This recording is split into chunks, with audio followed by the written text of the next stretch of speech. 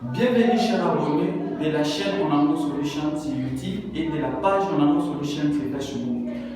La chaîne qui vous parle des réseaux informatiques, réseaux de télécommunications et des secrets informatiques.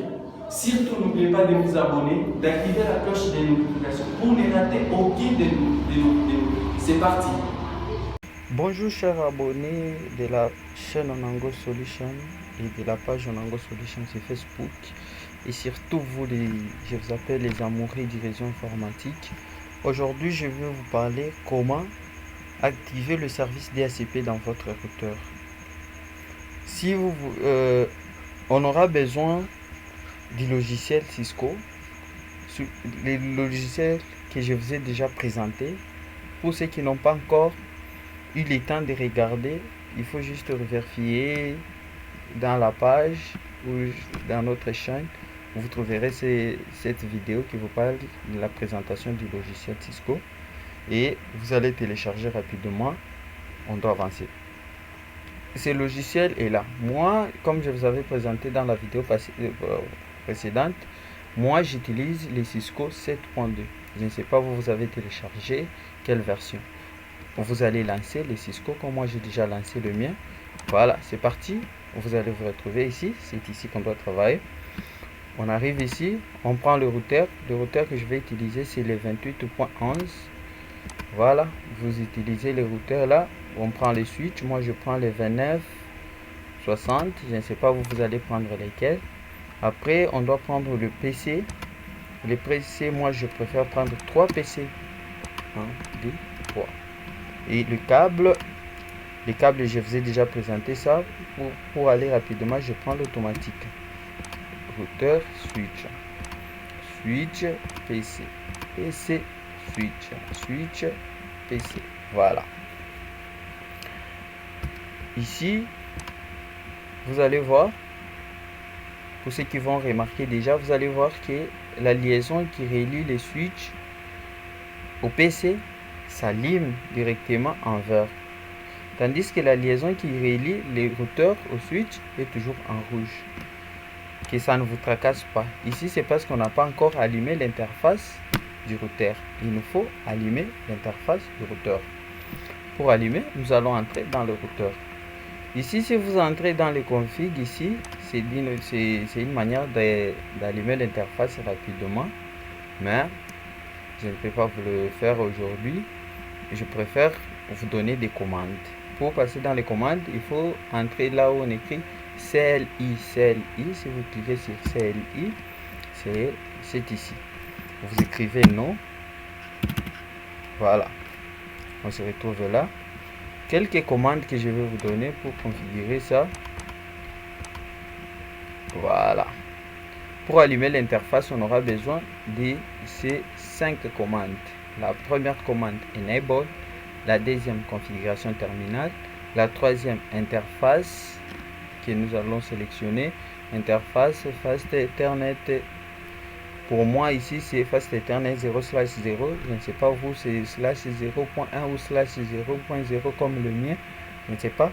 Il y a l'IP adresse qu'on doit donner maintenant, l'adresse IP de l'interface. Je ne sais pas quelle adresse vous allez sélectionner. Si vous allez utiliser comme le mien, il n'y a pas de problème. Et la cinquième commande c'est No Shutdown.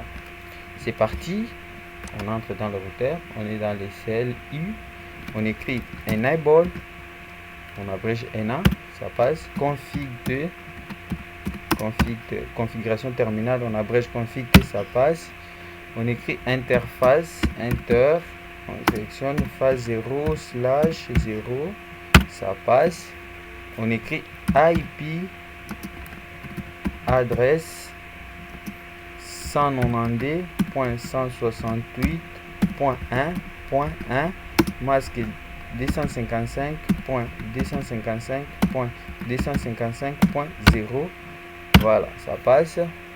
Et puis on écrit no shutdown. No shutdown abrège no SH. Ça passe aussi. Directement, vous allez voir l'interface du routeur s'allumer. Jusque là, on n'a pas encore activé les services DHCP. Voilà quelques commandes pour activer les services DHCP. Et voilà. Ici, on doit faire Enable, configuration terminale, IP DHCP pool, Network Default Router, Network et puis Default Router, Exit do right. Voilà, c'est parti. On revient, on rentre dans le routeur. On est sur interface, on fait Exit, on fait Exit, on fait Exit, on fait encore Enable, ENA, ça passe, config T, ça passe, IP DHCP pool, Onango Solution, moi j'abrège OS, voilà, et puis on écrit network, c'est 192.168.1.0, les masques c'est 255.255.255.0. Voilà, on entre et puis on fait default router 192.168.1.1. voilà, on entre et puis on fait exit, on écrit do right pour enregistrer nos commandes. Voilà, c'est passé. Alors on doit tester si le service DHCP est bien configuré. On entre dans le PC, desktop, IP configuration, on active les services DHCP pour voir si on peut avoir les adresses IP automatiques. Voilà, c'est parti. Vous avez déjà les adresses IP qui est là, 192.168.1.2. voilà, on essaie encore ici, voir desktop, IP configuration, on active les DHCP. Voilà, ça passe. Et on essaie la troisième machine, même procédure. Voilà, vous allez voir que c'est déjà passé. Merci d'avoir suivi cette vidéo. Si elle vous a plu, n'oubliez pas de liker et de vous abonner sur la chaîne. Et surtout, si vous avez des questions à nous poser, de nous laisser dans les commentaires. Merci et on se retrouve à la prochaine avec une nouvelle vidéo. À la prochaine. Ciao.